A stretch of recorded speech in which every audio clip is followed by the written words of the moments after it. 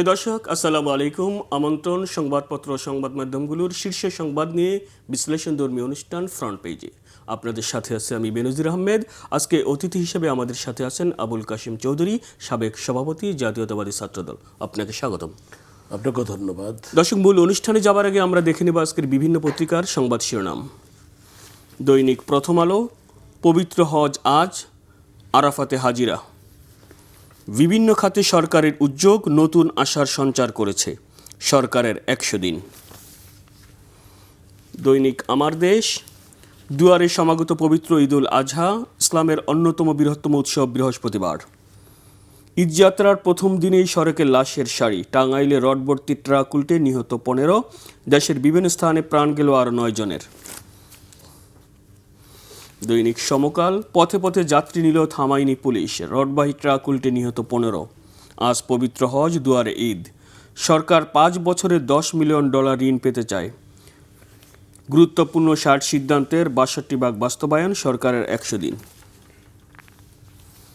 দৈনিক ইত্তেফাক, রড বোঝাই ট্রাকে যাত্রী হয়ে 15 প্রাণের ক্ষয়। 5 বছরে বাংলাদেশকে $5 বিলিয়ন দেবে এডিবি, প্রধানমন্ত্রীর সঙ্গে এডিবি প্রেসিডেন্টের বৈঠক।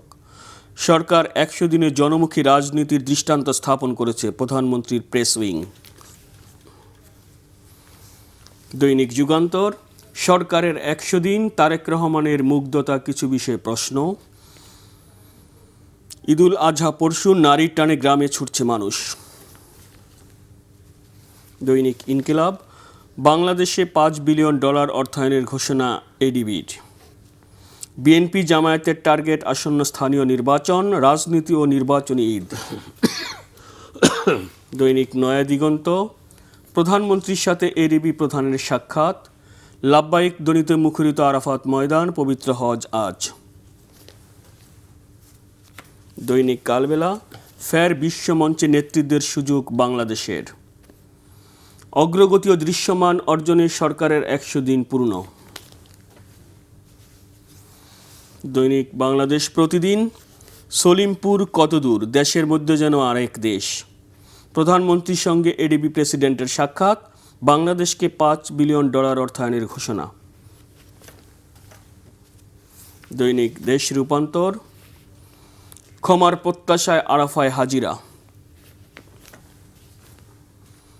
দৈনিক কালের কণ্ঠ, লাব্বাইক আল্লাহুম লাব্বাইক, আরাফাত ময়দানে বিশ্বমৈত্রী। বিএটি এর $30 বিলিয়ন পাচারের অভিযোগ অনুসন্ধান করছে দুদক। দৈনিক মানব জমিন, ভাড়া বাঁচাতে গিয়ে জীবন বাঁচাতে পারেনি ওরা। সরকারের 100 দিন, বহুমুখী পদক্ষেপে মানুষের ভাগ্যের পরিবর্তন হচ্ছে, মূল্যস্ফীতি কমে 8.71% নেমে এসেছে। দৈনিক বণিক বার্তা, এপ্রিলের বেতন পরিশোধ করলেও বোনাস দেয়নি সব কারখানা। টাঙ্গাইলে ট্রাক উল্টে নিহত 15। The daily star, 100 days of BNP government, bright start despite grim inheritance. New age, attacks on law enforcer, spike, low moral blamed. Criminals attack Jungle Salimpur, joint forces camp. আমরা দেখছিলাম বিভিন্ন পত্রিকার সংবাদ শিরোনামগুলো। পত্রিকাতেই বিএনপি নেতৃত্বাধীন বর্তমান সরকারের 100 দিন পূর্ণ। এই উপলক্ষে গতকাল সংবাদ সম্মেলন করেছেন প্রধানমন্ত্রীর প্রেস উইং। প্রধানমন্ত্রীর উপদেষ্টা এবং প্রধানমন্ত্রী কার্যালয়ের মুখপাত্র মাহমুদুল আমিন বলেছেন, 100 দিনে সরকার যে যুগান্তকারী অনেকগুলো পদক্ষেপ গ্রহণ করেছে, অর্থাৎ গত 24 তারিখ পর্যন্ত সরকার দায়িত্ব নেওয়ার পর 10টি ক্যাবিনেট বৈঠক হয়েছে। সেখানে 62টি আপনার সিদ্ধান্ত গৃহীত হয়েছে, তার মধ্যে 37 ভাগই বাস্তবায়িত হয়েছে। অর্থাৎ এর মধ্যে খাল খনন, ফ্যামিলি কার্ড, কৃষক কার্ড, এই পদক্ষেপগুলো সরকারের এই 100 দিনের কর্মকাণ্ডকে কিভাবে মূল্যায়ন করবেন? আপনাকে ধন্যবাদ এবং আপনার মাধ্যমে সমস্ত কলা কৌশলী এবং যারা শ্রোতা সারা দেশ থেকে শুনছেন তাদেরকে ধন্যবাদ দিচ্ছি আমি। আসসালামু আলাইকুম ওয়া রাহমাতুল্লাহি ওয়া বারাকাতুহু। আজকে সরকারের 100 দিন উপলক্ষে যে আলোচনা, যে কর্মসূচি নিয়েছেন সরকার, সেই কর্মসূচি অনেকাংশে তারা উদ্যোগ নিয়েছে, বাস্তবায়নের পদক্ষেপ নিয়েছেন এবং তারা সফল হতে চলেছেন। এটা ঠিকই আছে, 100 দিন না, চিন্তা করতে হবে 100 মাসের কথা চিন্তা করতে হবে। অর্থাৎ 2 টার্ম থাকলে 10 বছর, 100 মাস হলে 8 12 96 মাস হয়। চিন্তা করতে হবে যে দীর্ঘমেয়াদী চিন্তা করতে হবে। 100 দিন বা 200 দিন এসব চিন্তা করে তো ফয়সালা হবে না, বেনিফিট পাবে না রাষ্ট্র জাতি। আমাদের আজকে অনেক সময় নষ্ট হয়ে গেছে, এই জাতির অনেক সময় আমরা অতীতে নষ্ট করে ফেলেছি। সেই নষ্টর কথা বলতে গেলে অনেক কথা এসে যাবে। এখন আমাদের এই বিএনপির নতুন সরকার, 100 দিনের যে সরকার, সেই সরকার অনেকগুলি পদক্ষেপ নিয়েছে। যেমন কি প্রধানমন্ত্রী তারেক রহমান এনভায়রনমেন্টের ঠিক রেখে, যাতে পলিউশন না হয় সেটা ঠিক রেখে, যেমন সোলার এনার্জির যে উদ্বোধন করেছেন, আমি মনে করি যে এটা একটা মানে যুগান্তকারী সিদ্ধান্ত। এবং এই সিদ্ধান্তের ফলে সারা দেশব্যাপী যদি এইভাবে সোলার এনার্জির বিস্তার ঘটে, অর্থাৎ সরকারি ভবনগুলোতে সোলার এনার্জি প্রতিষ্ঠা করতে হবে, সেক্রেটারিয়েটে করতে হবে, বিভিন্ন ডিস্ট্রিক্টে ডিসি অফিস, এসপি অফিস, বিভিন্ন সরকারি অফিসে যদি সোলার এনার্জি ছড়িয়ে দেওয়া যায়, ইউনিভার্সিটি, তারপর কলেজ, এগুলোতে যদি ছড়িয়ে দেওয়া যায়, তারপর এবার মাদ্রাসা, তাহলে দেখবেন যে এই সোলার এনার্জি থেকে অনেক আমরা পাচ্ছি। উদাহরণ আছে বিভিন্ন উন্নত দেশগুলোতে, তারা সোলার এনার্জি থেকে টোটাল এনার্জি কনজামশনের প্রায় 30-40 ভাগ সোলার এনার্জি থেকেও তারা আহরণ করে, আর আমরা সেখানে এখন পর্যন্ত পাচ্ছি 1 পয়েন্ট সামথিং। তাহলে আমাদের এই সোলার এনার্জি থেকে যদি আমরা পর্যায়ক্রমে, আমি বলবো না যে রাতারাতি সব হয়ে যাবে, পর্যায়ক্রমে যদি আমরা প্রতি বছর একটা টার্গেট করব, এতটুকু অর্জন করব, 5 বছরে এতটুকু অর্জন করব, 10 বছরে এতটুকু অর্জন করব, এরকম একটা প্রোগ্রাম থাকা দরকার। তাহলে আমরা সফল হব। আরেকটি কথা হচ্ছে যে সবচেয়ে দুর্নীতিগ্রস্ত দুর্নীতিবাজরা এই এনার্জি সেক্টরে বসে আছে। এই 100 দিনে তো একটা দুর্নীতিবাজের বিচার করতে আমি দেখলাম না এখন পর্যন্ত। মাহাদি আমিন সাহেবরা, মুখপাত্ররা অনেক কথা বলেন, ওই দুর্নীতিবাজগুলোকে ধরতে হবে। তো 100 দিনে অন্তত 100টা দুর্নীতিবাজ ধরা উচিত ছিল। পেট্রো বাংলার হাজার হাজার কোটি টাকা লোপাট করে নিয়ে গেছে, হাজার হাজার কোটি টাকা। পেট্রো বাংলা, তারপর পেট্রোলিয়াম কর্পোরেশন, তারপর তিতাস গ্যাস, এগুলো তো ধরতে হবে, এদের দুর্নীতি উদ্ঘাটন করতে হবে। এবং এরা আমাদের উন্নয়নের পথে বাধা, এই দুর্নীতিবাজরা আমাদের উন্নয়নের পথে বাধা। তাদেরকে ফাইন্ড আউট করে তাদের গ্রেপ্তার করতে হবে, তাদের বিচার করতে হবে। অতীতে ফ্যাসিস্ট সরকার যখন ছিল তখন তারা যে কি করেছে এটা চিন্তা করা যায় না। আজকে সামিট গ্রুপের কথা কেউ কিছু বলে না। সামিট গ্রুপ যে একচেটিয়াভাবে এই এনার্জি সেক্টরে যে আমাদেরকে শোষণ করছে, আমাদের যে টাকা মানি লন্ডারিং করে নিয়ে গেছে, কেউ বলে না। কারণটা কি? কোথায় অসুবিধাটা কোথায়? এসএলএম গ্রুপ যে আমাদের টাকা মানি লন্ডারিং করে নিয়ে গেছে, ব্যাংকের টাকা সমস্ত 2 লক্ষ কোটি টাকার উপর বেশি নিয়ে গেছে, এগুলোর কেউ বলে না। আজকে আবার সেখানে মানে পায়তারা দেখছি যে সামিট গ্রুপ বা এসএলএম গ্রুপ বা অমুক গ্রুপ তমুক গ্রুপ, তাদেরকে আবার পুনঃপ্রতিষ্ঠা কীভাবে করা যায়। ব্যাংকের টাকা নিল 2 লক্ষ কোটি টাকা, এখন যদি আপনি 2000-3000 কোটি টাকা নিয়ে তাদেরকে আবার পুরো প্রতিষ্ঠা করেন, এটা কি জাস্টিস হলো? এটা কি ন্যায় বিচার হলো? আমাদের ন্যায় বিচার স্থাপন করতে হবে, দেশে জাস্টিস দিতে হবে, আইনের শাসন দিতে হবে। সে আইনের শাসন প্রবর্তন করতে গিয়ে তারেক রহমানকে অনেক কঠোর ভূমিকা যেতে হবে। শহীদ প্রেসিডেন্ট জিয়াউর রহমানের পথ অনুসরণ করতে হবে। তিনি কোনো দুর্নীতির সাথে, কোনো দুর্নীতিবাজের সাথে কোনো রকম আপোষ করেন নাই, নিজেও দুর্নীতি করেন নাই। শহীদ প্রেসিডেন্ট জিয়াউর রহমানের ঢাকা শহরে কোনো বাড়ি ছিল না, কোনো পার্সোনাল কিছু ছিল, সম্পদ ছিল না, ব্যাংকে কোনো টাকা ছিল না। তো কাজেই ওইরকম নিজেকে উৎসর্গ করে দিতে হবে।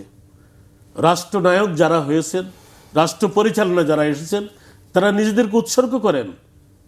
টাকা পয়সা তো হয়েছে, বহুত হয়েছে, বহুত ব্যবসা বাণিজ্য করেছেন, বহু ব্যাংকের টাকা লোন দিয়েছেন, বহু বিদেশ টাকা জমা হয়েছে। এখন আর দরকার নেই, এখন নিজেদেরকে উৎসর্গ করে দেন, স্যাক্রিফাইস করেন যে আমার জীবন আমি রাষ্ট্রের জন্য, জনগণের জন্য স্যাক্রিফাইস করলাম। তো এখন সেগুলি করতে হলে ডিভোশন, ডেডিকেশন সেগুলি আনতে হবে। আজকে উন্নয়নের রাজনীতি কথা বলে শেখ হাসিনা আমাদেরকে 17 বছর এক্সপ্লয়েট করলো, স্বৈরাচারী শাসন কায়েম করলো। উন্নয়নের রাজনীতির বড়কে, উন্নয়নের রাজনীতির এই কথা বলে আমাদেরকে, মানুষকে ধোঁকা দিয়ে আমাদেরকে, যে গরিব মানুষকে গরিবে রেখে দিয়েছে। আজকে আমাদের খাদ্যে স্বয়ংসম্পূর্ণতা অর্জন করতে হবে, আমাদের কৃষি সেক্টরে আজকে উন্নতি করতে হবে। আজকে কৃষকদেরকে, আজকে আমাদেরকে সার, বীজ, তারপরে বিদ্যুৎ, এগুলি আমাদের মানে যথাযথভাবে দিতে হবে। আমি এই মধ্যে একটা নিউজ দেখেছি যে মানে বীজ সঠিক ছিল না বলে তাদের আলুর ফলন খুব খারাপ হয়েছে, উত্তর বাংলার দিকে কোথায় যেন। তো কাজেই আমাদের যে কৃষকদের এগুলো দিতে হবে। এবং আমাদের এই দেশটা হলো কৃষি প্রধান দেশ। আমাদের ইকোনমিতে কৃষি সেক্টর বা কৃষকরা অনেক কন্ট্রিবিউট করে। তাদের জন্য আমাদেরকেও কন্ট্রিবিউট করতে হবে, রাষ্ট্রকে, সরকারকে করতে হবে। সেখানে তারেক রহমান উদ্যোগ নিয়েছেন, কৃষি কার্ড দিচ্ছেন, ফ্যামিলি কার্ড দিচ্ছেন, এগুলি আমরা অ্যাপ্রিসিয়েট করি। পাশাপাশি কৃষকদের জীবন মান উন্নয়নের জন্য, তাদের দৈনন্দিন যে প্রয়োজনগুলি সেগুলি মেটানোর জন্য তাদেরকে সাপোর্ট দিতে হবে রাষ্ট্রীয়ভাবে। এতদিন তারা শোষিত হয়েছিল, কোনো এক সময় সামন্ত শাসন ছিল, সামন্তবাদীরা তাদেরকে শোষণ করেছে, কলোনিয়াল রুল ছিল, এই ব্রিটিশ আমাদেরকে শোষণ করেছে, বাংলাদেশের কৃষকদেরকে শোষণ করে সেখানে তারা সাম্রাজ্য, তাদের দেশকেও তারা উন্নত করেছে। আজকে তো আর ব্রিটিশ নেই, আজকে তো আর কলোনিয়াল শাসন নাই। এখন আমরা পড়েছি এই আধুনিক সভ্যতার মধ্যে আধুনিকতার কথা বলে আমাদেরকে শোষণ করতেছে বিভিন্নভাবে। আমাদেরকে ওই ট্যারিফ, ট্যাক্স, ডিউটি, তারপর নানান রকম কিছু দেখেন না, আজকে তারা এগুলা করছে। যেখানে যেটা ট্যারিফ বসানো তার থেকে অনেক বেশি বসায়, ট্যাক্স বসায়, তো সেগুলি কার উপরে গিয়ে পড়ে? আলটিমেটলি আমাদের মানুষের, জনগণের উপরে গিয়ে পড়ে। তো কাজেই আমাদেরকে মানুষগুলোকে রক্ষা এক্ষেত্রে আমি যেটা আপনার ইন্টারাপ্ট করবো যে মার্কিন যুক্তরাষ্ট্রের সাথে যে বাণিজ্য চুক্তি, এটা নিয়েও তো ব্যাপক আলোচনা হয়েছে। এই চুক্তি নিয়ে আপনার ব্যাপক সমালোচনা হচ্ছে যে চুক্তি নাকি আপনার ভবিষ্যতে আমাদের জন্য একটা অশনি সংকেত, এবার কীভাবে দেখছে? বাণিজ্য চুক্তি করেছে ইন্টারিম সরকার, তখন করেছে, ঠিক আছে করেছে। এখন আমাদের সেই চুক্তি নিয়ে আমাদের নির্বাচিত পার্লামেন্ট আছে, সার্বভৌম পার্লামেন্ট আছে, পার্লামেন্টে আলোচনা হবে, পার্লামেন্টে আলাপ আলোচনার ভিত্তিতে সেটা সমাধান হবে। যদি বা আমাদের জন্য সেটা ভালো হয় থাকবে, ভালো না হলে সেটা আমরা নাকচ করে দেব। মার্কিন যুক্তরাষ্ট্র তো বলে নাই যে এটা জোর করে তারা এই চুক্তি রাখবে, এটা মার্কিন যুক্তরাষ্ট্র বলে নাই। এমন কোনো কিছু করা যাবে না যাতে মার্কিন যুক্তরাষ্ট্রের সাথে আমাদের সম্পর্ক খারাপ হয়, চায়নার সাথে সম্পর্ক খারাপ হয়, জাপানের সাথে সম্পর্ক খারাপ হয়। আমাদের সেগুলি চিন্তা ভাবনা করে করতে হবে, আলাপ আলোচনা করে করতে হবে। আজকে এখানে আমাদের যেটা করা দরকার সেটা হচ্ছে আমাদের মাটির নিচে বিলিয়নস বিলিয়নস ডলার পড়ে আছে, ডলার, এগুলি উত্তোলন করতে হবে। ডলার মানে একজাক্টলি ডলার কায়দা না, এগুলি তেল, গ্যাস, স্বর্ণ, তারপরে মানে বিভিন্ন খনিজ সম্পদ, কয়লা, তারপরে গ্রাফাইট, তারপরে লোহা, তারপরে আমাদের ইউরেনিয়াম, এগুলি মাটির নিচে পড়ে আছে। এগুলি আমরা উত্তোলন করতে পারি নাই, আমাদেরকে করতে দেওয়া হয় নাই।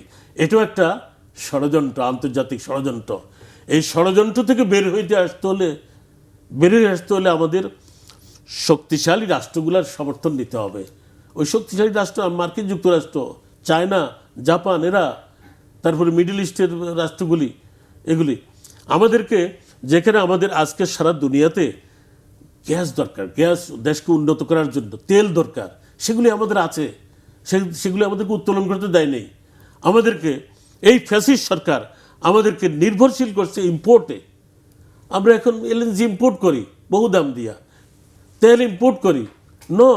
মনে রাখবেন, বাংলাদেশ একদিন তেল এক্সপোর্ট করবে, গ্যাস এক্সপোর্ট করবে, এবং আমাদের স্বর্ণের খনি পাওয়া গেছে সমুদ্রে, জার্মান সায়েন্টিস্টরা আবিষ্কার করছে। বাইর করেন সেই স্বর্ণ, তোলেন, যাকে দিয়ে যে তুলতে পারে সে তুলুক, এত বাধা কিসের? কোনো ভয়ভীতির করে লাভ নাই যে অমুককে দিলে অমুক রাগ হবে, অমুককে দিলে অমুক গুসা হবে, কোনো দরকার নাই। এগুলি করা উচিত ছিল 91 সন থেকে করা উচিত ছিল। আমেরিকার 27টা কোম্পানি এসেছিল তখন, 91 সনে বিএনপি সরকার দেয়নি। 2001 সনে এসেছিল, তারা সমুদ্রপৃষ্ঠে 9টা ব্লকে টেন্ডার করে কনকোফিলিপস 8টাতে লোয়েস্ট হয়েছিল, সে তাদেরকে দেয়নি। বলে কি হয়েছে জানেন? সমুদ্র 3 খণ্ড হয়েছে। আন্তর্জাতিক আদালতে গিয়ে পূর্বের খণ্ড চলে গেছে বার্মার সাথে, পশ্চিমের খণ্ড চলে গেছে ভারতের সাথে, মাঝখানের খণ্ড আমাদের কাছে এখনো আছে। এটা নিয়ে আওয়ামী লীগ সরকারের সময় তারা বিজয় মিছিল করছে, বিজয় উৎসব করছে যে আমাদের সমুদ্র বিজয় হয়ে গেছে। কেমনে সমুদ্র বিজয় করছেন? 3 খণ্ড করে 2 খণ্ড হারাইয়া কয়ে যে সমুদ্র বিজয় হয়েছে। আহারে, দেশের নেতারা এত মুনাফিকি করে মানুষের সাথে, একটা সীমা আছে তো। তো আজকে পশ্চিমের অংশে আমেরিকার কনকোফিলিপস তুলে ভারতকে দিচ্ছে গ্যাস, পূর্বের অংশে আমেরিকান কোম্পানি শেভরন গ্যাস উত্তোলন করে চায়নাকে দিচ্ছে। তা আমাদের ভাগ কোথায়? আমাদের আমাদের আমাদের গ্যাস কোথায় গেল? আমরা তো ইম্পোর্ট করতেছি এখন, আমাদেরকে ইম্পোর্টার বানাইছে। তো ইম্পোর্টের টাকা পাবেন কোথায় আপনি? লোন তো করছেন, মানে অনেক অনেক অনেক বিলিয়নস লোন করে আমাদেরকে আজকে লোনের তলে ফেলছেন। এই যে মেট্রো রেল করেছেন, এই যে কি বলে যে এগুলো কত গুণ দাম বেশি খরচ করছেন, 5 গুণ বেশি খরচ করে মেট্রো রেল করছে, 5 গুণ বেশি। আমাদের সড়ক করে 3 থেকে 4 গুণ বেশি খরচ করে আমাদের রাস্তাঘাট করছে এই ফ্যাসিস্ট সরকার, শেখ হাসিনার সরকার। এগুলো তো আজ পর্যন্ত 100 দিনে তো এগুলোর কোনো হিসাব দেখলাম না।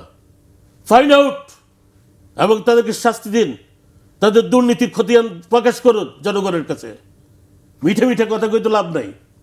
কিন্তু অনেক শীর্ষের দুর্নীতিবাজরা তো আমরা দেখছি মনে হচ্ছে সরকারের সাথে আতাত করে আবারও পুনর্বাসন। কোনো আঘাত চলবে না, কোনো আঘাত চলবে না। ফাইন্ড আউট দেম, তাদের বিচার করেন। জনগণ দেখুক, জনগণ অপেক্ষা করতেছে, দেখতেছে।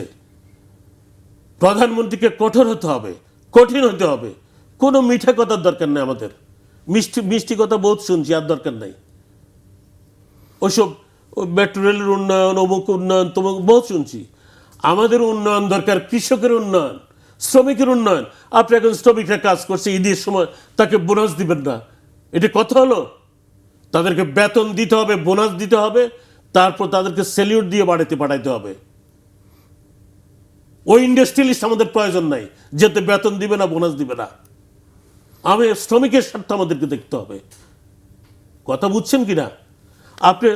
আপনি কি বলে যে এখন কৃষক শ্রমিক এই দুটো হচ্ছে আমাদের মেরুদণ্ড, আমাদের শক্তি। তারা ইনকাম করে। আজকে যদি এই শ্রমিকরা যদি গার্মেন্ট সেক্টরে কাজ না করতো, আপনি এক্সপোর্ট করতে পারতেন, বিলিয়ন্স ডলার গুনতে পারতেন যে আমার এত রিমিটেন্স আসতেছে। রিমিটেন্স কে আনে? 2 শ্রেণী আনে। একটা হচ্ছে হার্ড আর্নিং শ্রমিক, 1 কোটি শ্রমিক আছে আমাদের, তারা কত কষ্ট করে রিমিটেন্স পাঠায় দেশে। সেটা নিয়ে আমরা বাহাদুরি করি, আমার রিজার্ভ বাড়ছে, আমার রিমিটেন্স আসছে। আপনার কোনো ভূমিকা আছে সেখানে? বরং একটা শ্রমিক যে বিদেশ যায়, তার থেকে 5 লাখ 10 লাখ টাকা করে এক একজন নেন। কই, সেখানে তো সরকারকে আজকে তাদেরকে প্রোটেকশন দিতে হবে।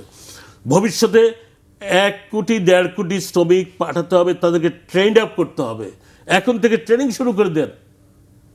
কই, 100 দিনে আপনি একটা ট্রেনিং সেন্টারও তো উদ্বোধন করেন নাই। প্রধানমন্ত্রীকে আজকে ট্রেনিং সেন্টার উদ্বোধন করতে হবে, যেমন পরিবেশের সোলার এনার্জি উদ্বোধন করছেন, এরকম শ্রমিকদের ট্রেনিং সেন্টার উদ্বোধন করতে হবে। 1 কোটি থেকে 1.5 কোটি লোক তৈরি করতে হবে, তারা রুজি করবে, বিদেশ গেবে, এবং বিদেশ যাওয়ার পথে তাদের থেকে যেন ধোঁকাবাজের করতলের পর না পড়ে। আজকে অনেকে নদী পথে যাইয়া, সমুদ্র পথে যাইয়া সাগরে ডুবে যাচ্ছে। এগুলোর বিচার কোথায়? বিচার হচ্ছে না কেন? যারা এগুলো পাঠায়, যেসব প্রতারকরা, তাদের বিচার হোক। দেখি একটা এক্সাম্পল ক্রিয়েট করুক যে এই প্রতারকদের আমরা এই বিচার করলাম। কথা বুঝছেন? কাজেই আমাদের আজকে এগুলোর জন্য সহজভাবে চললে হবে না। আমাদেরকে অনেক শক্তিশালী একটা ভূমিকা রাখতে হবে সরকারের সরকারকে। 100 দিনে আইনশৃঙ্খলা পরিস্থিতি নিয়ে বিশেষ করে সাধারণ মানুষের মধ্যে আপনার অসন্তোষ আছে। আমরা দেখেছি যে আইনশৃঙ্খলা পরিস্থিতির কিন্তু অবনতি হচ্ছে, পুলিশের উপর হামলা হচ্ছে এবং বিভিন্ন জায়গায় ধর্ষণ এগুলি সংখ্যা বাড়ছে। সরকার কার্যকর পদক্ষেপ নিল।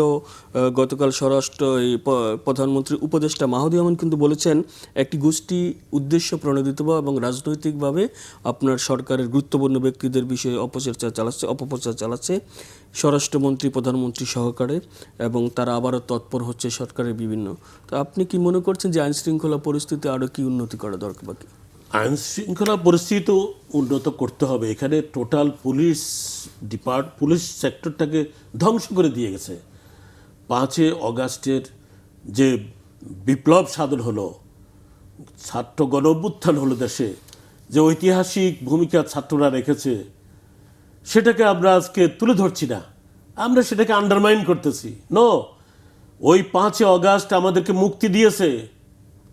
আমাদের সে মুক্তির পরে আমরা দেখলাম পুলিশ ডিপার্টমেন্ট নাই, সিভিল প্রশাসন নাই, কোনো কিছু নাই। সেগুলোকে আবার এখন সাজাতে হচ্ছে, নতুনভাবে তৈরি করতে হচ্ছে, তাদেরকে পোস্টিং দেওয়া হচ্ছে, তাদের প্রমোশন দেওয়া হচ্ছে, বিভিন্নভাবে তাদের পুরো জরিপ চলছে। সেখানেও বলবো আমি, যারা অন্যায় করেছে, পুলিশ ডিপার্টমেন্টও যারা অন্যায় করেছে, তাদেরও কিছু এক্সাম্পল ক্রিয়েট করার জন্য কিছু বিচার করার দরকার ছিল বাই দিস টাইম। সিভিল প্রশাসনে যারা অন্যায় করেছে, এই যে এনার্জি সেক্টরে যারা এইসব কাজ করেছেন, টাকা চুরির ব্যবস্থা করেছিলেন, তখন হাজার হাজার কোটি টাকা এখান থেকে চলে গেছে, তাদের বিরুদ্ধে কোনো ব্যবস্থা তো নেয়নি সরকার। এই ব্যবস্থাগুলি নিতে হবে। নিলে তখন মানুষ বুঝবে যে হ্যাঁ, দুর্নীতিবাজরা আর প্রশ্ন পাবে না। তখন দেখবেন যে সব সোজা হয়ে যাবে, এক কাতারে সামিল হবে। তখন আজকে ঢাকা শহরে একটা ট্রাফিক সিস্টেম আপনি এস্টাবলিশ করতে পারেন নাই। আমি আগেও বলেছি, ট্রাফিক সিস্টেম সৃষ্টি করতে কি 53 বছর লাগে নাকি? 53 বছর লাগে না। এটার জন্য এখন ভূমিকা রাখতে হবে। নতুন এআই প্রযুক্তির মাধ্যমে তো আমরা দেখেছি চালু করেছে। এআই পদ্ধতি তো আপনার ডিজিটাল পদ্ধতি, এগুলি তো বহুত শুনেছি। এখন এই পদ্ধতিকে গার্ড করার জন্য আবার আরেক পদ্ধতি বাইর করতে হবে। এআই পদ্ধতিতে এখন নানান রকম দুর্নীতির কথা শোনা যাচ্ছে। যেমন ওই যে টেলিফোনে মেসেজ যাচ্ছে, আপনার মধ্যে কেস হয়েছে, এ হয়েছে, সে হয়েছে, আপনার গাড়ি এইভাবে অন্যায় করছেন, এইভাবে রাখছেন, এগুলো ভুয়া এআই পদ্ধতিতে হচ্ছে। তো এখন এআই পদ্ধতিকে যারা সব ভুয়া নিউজ করবে, তাদেরকে গার্ড করার জন্য ব্যবস্থা নিতে হবে। বুঝছেন কথাটা? ডিজিটাল পদ্ধতির, এআই পদ্ধতি সবই ঠিক আছে, কিন্তু এগুলাকে সঠিক পথে পরিচালনা করার জন্য ওই রকম আবার একটা কর্মী বাহিনীও তৎপর তৈরি করতে হবে। আজকে অনেকে তো কম্পিউটারও চালাতে পারে না। সেক্রেটারিয়েটে বহুত অফিসার আছে, কম্পিউটার চালাতে পারে না, ডিজিটাল সিস্টেমে কাজ করতে পারে না। কথা বুঝছেন? আগে সরকারি কর্মকর্তা, তাদেরকে ট্রেন্ড আপ করতে হবে। এই পুলিশ ডিপার্টমেন্টও ডিজিটাল পদ্ধতি, এআই সিস্টেমটাকে ডেভেলপ করার জন্য ওখানে ট্রেন্ড আপ পুলিশ বাহিনীর একটা দরকার। আমি নিজে অভিযোগ করেছি, ওদের যে ক্রাইম সেকশন একটা আছে, ক্রাইম ডিপার্টমেন্ট, যে আমাকে প্রতারণা করার জন্য ফোন করছে, যে আর্মির ইউনিফর্ম পরে আমাকে ফোন করছে, যে আপনি টেলিফোনটা কিছুক্ষণ বন্ধ রাখলে তখন আমরা ওই যে একটা চক্র আপনার টেলিফোনটাকে আমাদের সাথে অ্যাটাচ করছে, আপনাদেরকে করার জন্য, প্রতারণা করার জন্য, আমরা তাদেরকে ধরে ফেলবো, একটা চক্রটাকে। এই মিথ্যা কথা এটা। আমি কিছুক্ষণ বন্ধ রাখলাম, দেখা গেল এরপরে দেখা যাচ্ছে যে আমার নাম্বার থেকে টাকা চাইতেছে সমস্ত আমার কানেকশনে যারা আছে। এই প্রতারক গোষ্ঠী আর্মি ইউনিফর্ম পরে, পুলিশের ইউনিফর্ম পরে, সেকেন্ড টাইম আরেকদিন পুলিশের ইউনিফর্ম পরে আমাকে ফোন করছে। আমি বললাম, আমি তো বুঝছি ওইটা। আমি বলছি, আপনি আসেন, আমার সাথে দেখা করেন, কি বলতে চান দেখা করি বলেন, আমি সেভাবে করব। সে বুঝছে যে এতে চালাক চতুর লোক, তখন তাড়াতাড়ি ছেড়ে দিয়ে চলে গেছে। অর্থাৎ এখন ডিজিটাল পদ্ধতিতেও প্রতারণা শুরু হয়েছে। এগুলো সামাল দিতে হলে ওরকম ট্রেন্ড আপ লোক দরকার। আর এখন কথা হলো যে আমাদের এখন এই আর লস দেওয়া যাবে না। আমাদের এখন যে অবস্থা দাঁড়িয়েছে, আমি একটা পরিসংখ্যান দিই আপনাকে। আমাদের বছরে প্রায় এই বিভিন্ন কর্পোরেশনগুলি, বিভিন্ন সেক্টরগুলি সরকারের, এগুলো হচ্ছে সরকারের একটা বাহু। যেমন কি ইন্ডাস্ট্রি মিনিস্ট্রিতে মানে কেমিক্যাল কর্পোরেশন আছে, স্টিল কর্পোরেশন আছে, সুগার কর্পোরেশন আছে, তারপরে আপনার বিভিন্ন মানে এনার্জি সেক্টরে পেট্রোলিয়াম কর্পোরেশন আছে, তিতাস গ্যাস আছে, পেট্রো বাংলা আছে। এই যে কর্পোরেশনগুলি, এগুলি বছরে 88,200 কোটি টাকা লস দিচ্ছে। 88,200 crore টাকা লস দিচ্ছে।